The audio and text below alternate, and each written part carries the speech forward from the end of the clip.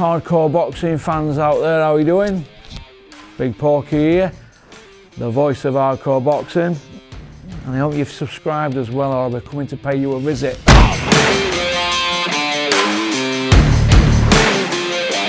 Hello people, I'm Dave Courtney and you're watching Porky's Corner, the voice of hardcore boxing. Now watch it.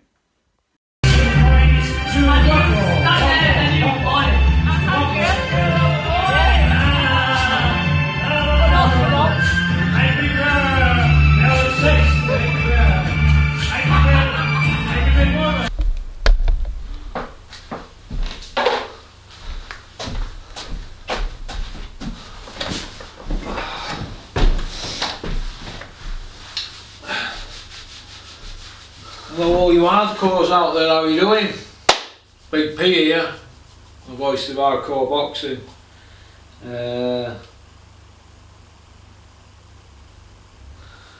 Time's marching on, been a long day. Got Max terrorising me in the morning. Right, let's have a look.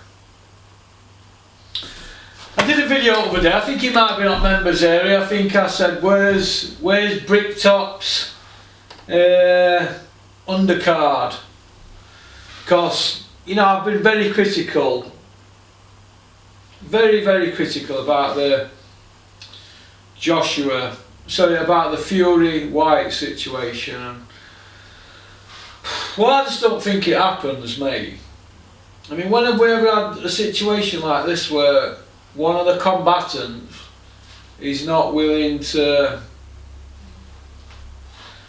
even go to press conferences? I mean, what's all that about? Hey, why would you not go to a press conference? Hey, why not? Why wouldn't you do that? Don't you want to get yourself out there? Get yourself on TV? I mean, no, we can't shut Dylan White up, can we, off IFL and lecture unboxing YouTube channels? He's everywhere, isn't he, Dylan White? He's been everywhere for the last, 7 years. We've had him rammed down our throats. Now, we can't get a peek out of him, can we? Do you know what I mean? Is he filling his nappy? With that big monster waiting to fill him in, Tyson Fury. Is he filling his nappy? I don't know, I think we've been deprived of a few good press conferences. That's how I look at it. But anyway, on with the show, or should we say Bricktop's Wembley show. Bricktop's undercard, a world record breaking purse. You'd expect a mega undercard, wouldn't you? Well, you would, wouldn't you? With the highest grossing fight ever. They don't need to put any undercard on, do they, really? All tickets are gone, aren't they? So why should they throw more money at great fights when all you lot have all paid up front, haven't you, for your tickets? Hey, you've paid for your tickets and there's only one fight announced, Fury White. You've all paid for your tickets. So what's the promoter going to do? He's not going to put other world title fights on or other great fights, is he? Because he's already got the money in the pot. His job is now to keep hold of as much money as he can. So more fool you people. Here's the undercard. Anthony Kakazi against Jonathan Romero. Isaac Lowe, aka the English teacher from Morecambe, against Nick Ball. David Adelaide against Chris Ely. And Tommy Fury against the guy with 4 wins in about 100 fights, Daniel Bosiansky. And that's it.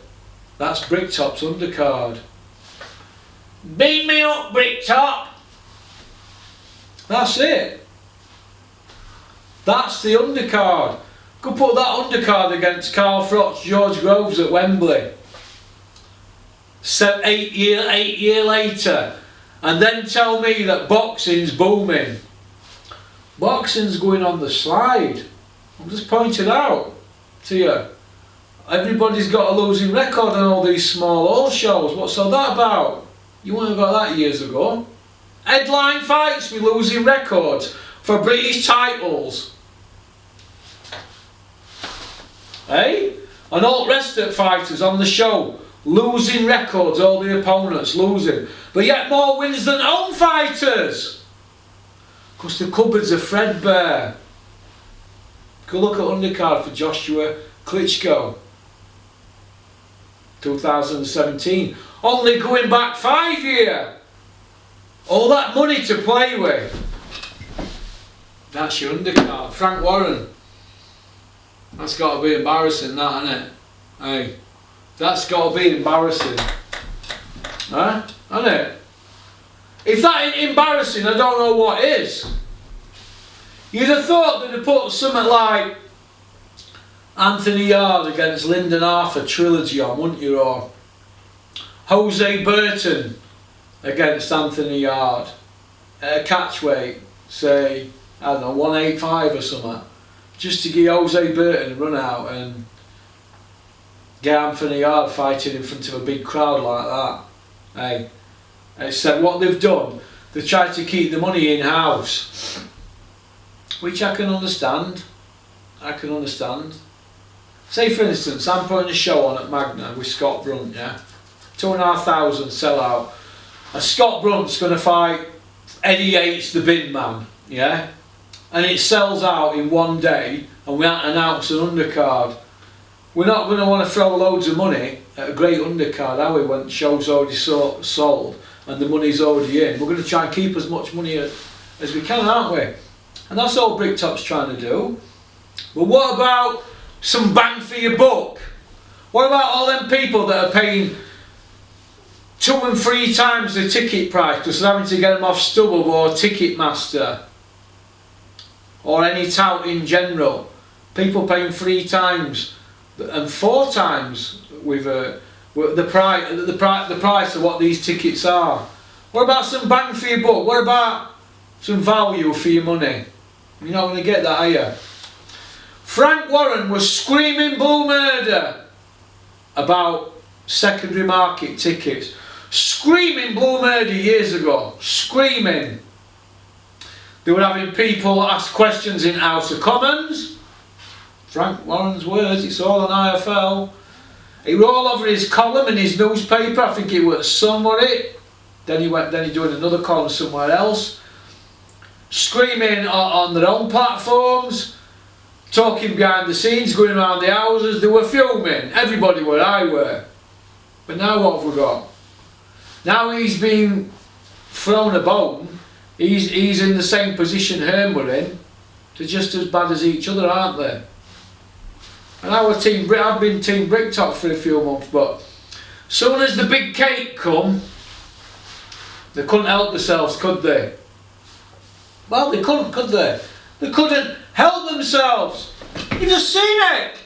Tyson Fury against Dylan White, world record breaking purse at Wembley Stadium, 100,000 tickets.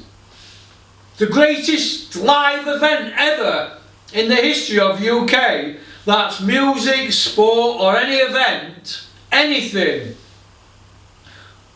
The most money generated, and we've got Tyson Fury against Dylan White, then you've got Isaac Lowe, Nick Ball, Anthony Kikeza, Jonathan Ramiro, David Adelaide, Chris Ely, Tommy Fury, Daniel Bosienski. You know, you've got 3 prospects plus Isaac Lowe. Hey? You're telling me boxing's booming? The hell out of here. Boxing ain't booming.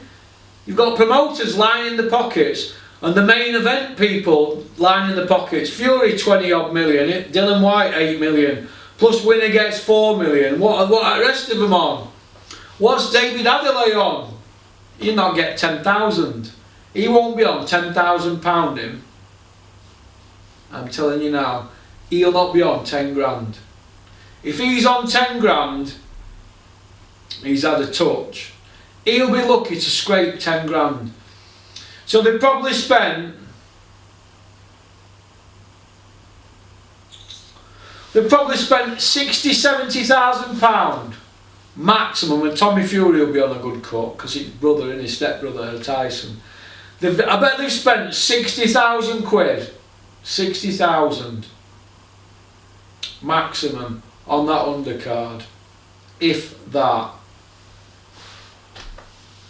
World record breaking money, gate receipts, an undercard like that.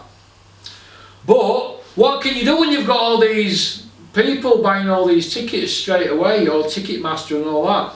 They're dictating everything, aren't they? If they're going to buy all these tickets and sell it out when there's only one fight announced, don't come crying to your Uncle Big P when it's a crap undercard, because that undercard, I'd expect that on a Dennis Hobson white collar show with everybody on a Dennis ticket deal in a car park. That's what I'd expect that, because Dennis's undercards are as good as that. Dennis Hobson's undercards and a white collar promoter are as good as that, and that's Wembley, 100,000 people, heavyweight championship of the world, babe. Alright? So, wait, I think I'm off out now for a spot of lunch up to the old gas lamp. Okie dokie. I think we'll have a game of snooker then at Wharf. It's an hard life, isn't it? So peace out, keep on chucking, keep supporting boxing. Don't have nightmares. That includes you, Tommy Frank, because you know you can't fight. Tommy, you can't fight. You can't fight, Tommy. Come on. Pack it in and go get a job delivering radiators for Steve Crump. Alright. It has been quite an incredible couple of years for Rachel Blackmore, hasn't it? And she'll do it again tomorrow. Well, with us is a man we can ask, and that's betting expert Adam Smith. Let's start with Rachel Blackmore and Minella Times. What are their chances of winning tomorrow? Well, the chances are about 9 to 1. Minella Times has been very popular with the betting public already this week, and that could continue into tomorrow. Minella Times could actually go a favourite for this year's renewal, despite carrying £15 more than Minella Times carried last year. So it's got a tougher task, but everything Rachel Blackmore touches at the moment turns to gold, including the Gold Cup at Cheltenham last month, and you wouldn't put it past her going back-to-back and winning again. It would be an incredible story for the rest of us, but I'm guessing not the best result for the bookies. Yeah, it's a bit like saying Minella Times has been popular all week. It's continued today and could well go off favourite, but there's all sorts of different gambles that are going to go on, and it's a very popular event betting-wise, the most popular in the world and definitely in the UK, so Minella Times could well go off favourite. So talk us through some of the other stories then, some of the other favourites. Who should we be looking out for tomorrow? Yeah, so the top of the market's dominated by the Irish trained horses at the moment. They've got 3 of the 4 favourites at the top of the market. They're around 9 to 1 each. They trained the first 5 home last year, the Irish, so very much Irish dominated. But the UK standout hope is Snow Leopardess. And Snow Leopardess is actually a female horse, and a female horse hasn't won the National since 1951. And the story behind Snow Leopardess is amazing. This horse actually retired from racing, was injured, went away, had a baby foal, and has come back to racing and could well have a favourites chance in the National and win tomorrow. Wow, and this is also the first Grand National since the death of Trevor Hemmings, the owner from Lancashire, who bred actually 3 Grand National winners here over 30 years association. He will be very sadly missed, but he will be represented here tomorrow. Yeah, well, he's already actually represented at the racecourse. There's a bar named after Many Clouds, his most recent winner. And Cloth Cap went off favourite for the Grand National this year, didn't make it very far round, and frankly hasn't done a lot on the form book since, but the unique test of the Grand National can bring out some strange results, and Cloth Cap is around 25 to 1. Trevor Hemmings has also got another runner in the race that is around 66 to 1, so look out for those colours, the famous white and green colours, as you're scrolling through your race card.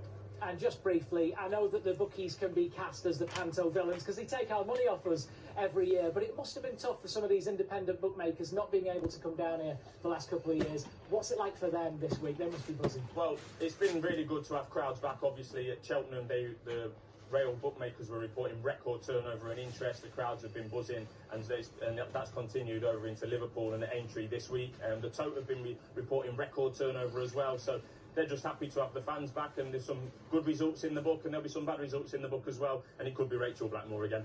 Adam, thanks so much for joining us. Hopefully that's helped you pick a winner for the Grand National this year. Pop, pop, bang! on the floor, end of, give me them belts back where you stole them, you bum. And that's it.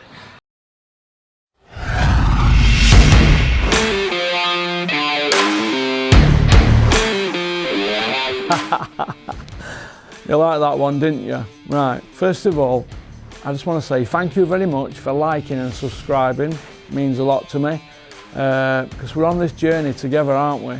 So anybody got any ideas for the channel, fire them over to me, porkycorner@mail.com, all right? Shout out to Innovation Alloys and South Yorkshire Packaging, all right? Don't forget to subscribe, keep on trucking.